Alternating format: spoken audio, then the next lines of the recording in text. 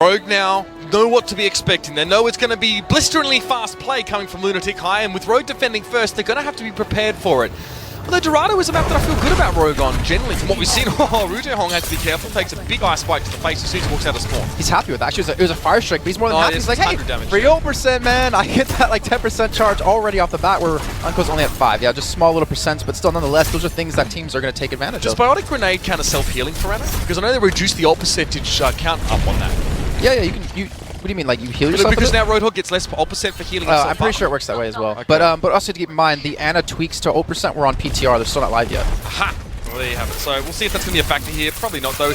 Chicken had to back away here. Very aggressive. Miro going in deep and getting caught out. Rogue able to respond to the fact that there's a Winston appearing in their backline to deal with it. But in the meantime, Esker's able to take advantage of this, and so is Litasia. And he goes in and picks up rocks here. So, Nox, should I say. So Rogue losing players. They've lost their Lucio here, and they're having to back away here. Unco's not ready for this. He was scoped in, but still, IKM responds well. To Vic waking up, getting himself a quick double, and Rogue able to look after each other here. They're peeling for one another. They're keeping the supports live, with maybe the exception of Nox there.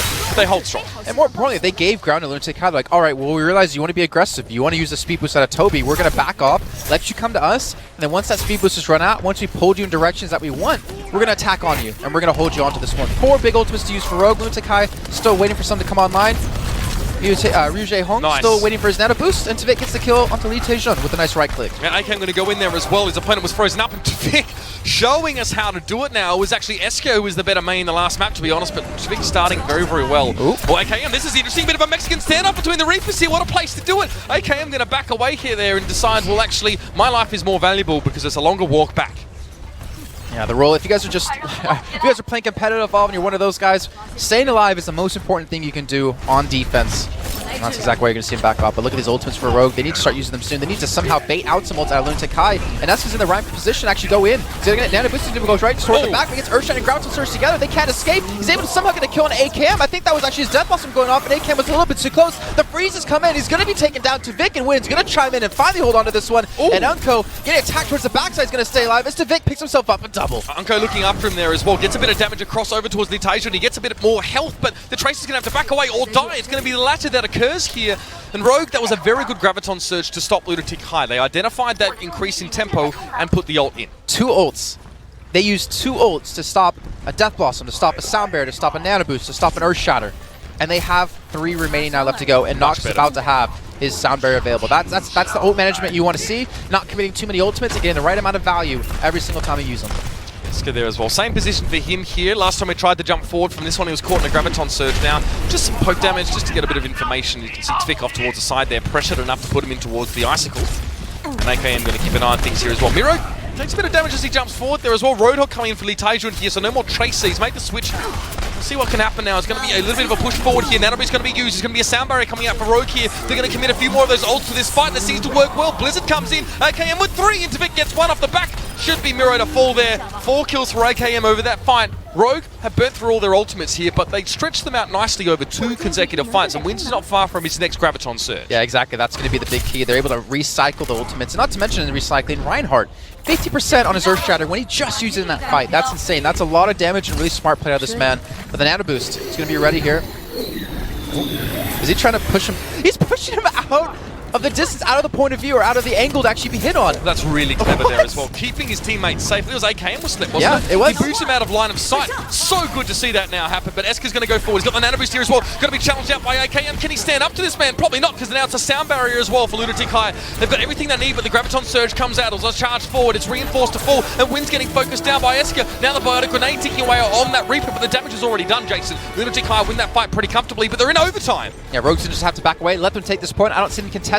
No, they're going for it. They're going to try to contest, but they're going to end them out right now. The sleep goes on towards that Reinhardt there as well. It's going to be Dean on the ground, having to respond now. Lee Taejun coming forward. It's going to be the whole hog. That's exactly what's required here to push Rogue off the point. And they should be able to get here, but it's still contested somehow. It's actually Wins dashing back and forth. We never really see Wins go towards a Tracer here, but nicely done. AK going to try and come in. Nano Boost works down. There could be Lunatic-hai being stopped in their tracks right here. Beautiful stuff. Rogue had to trickle in 1 at a time, but it's enough.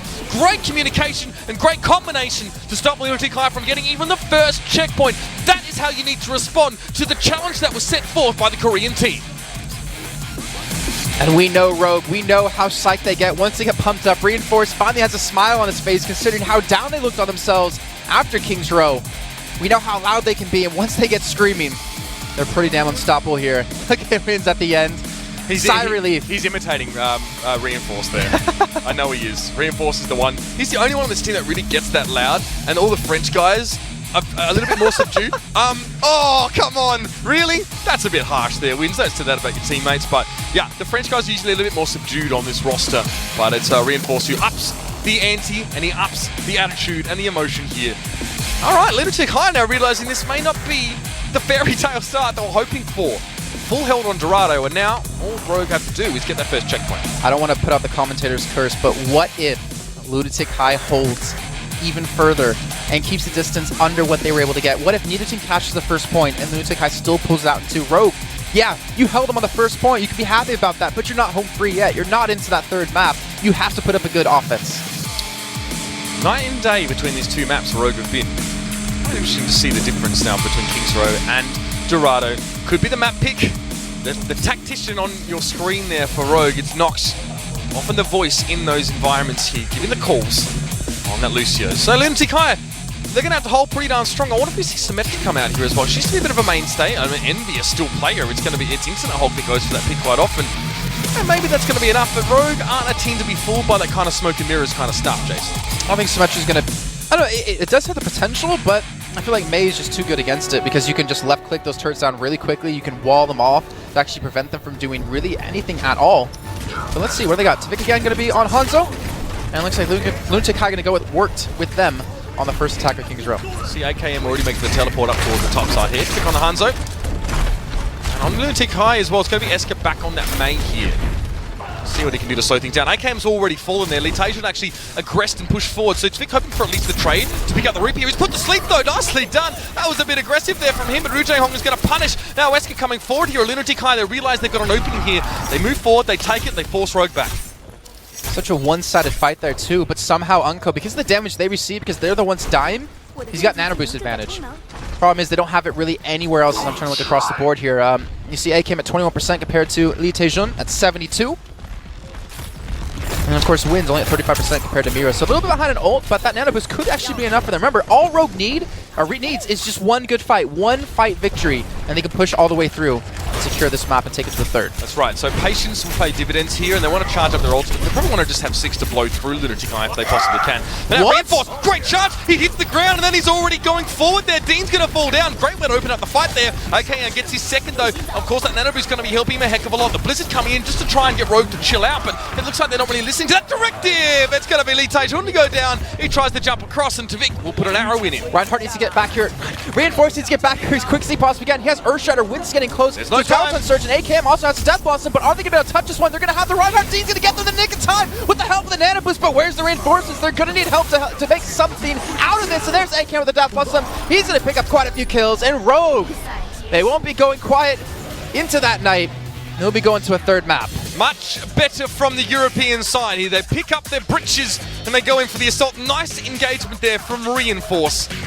See, jumping straight on down and the charge in towards Dean was nicely played. Yes, the shield was on the Reinhardt there, but of course AKM was there to follow up. Good communication, and that's all Rogue had to do. They already done the hard work. The legwork occurred on the defensive side. And Tvik was the player of the game here. I mean, he had a beautiful first half on Mei. Really impressive stuff. I want to point something at the end that we saw. Actually, because Reinforce, remember, he dropped down from the high ground and hit a charge immediately. But what's so important about that is the shield that Miro had on to Dean, it's really special. So even if you have 1 point of health left on the shield, it will still mitigate a full charge of a self-destruct.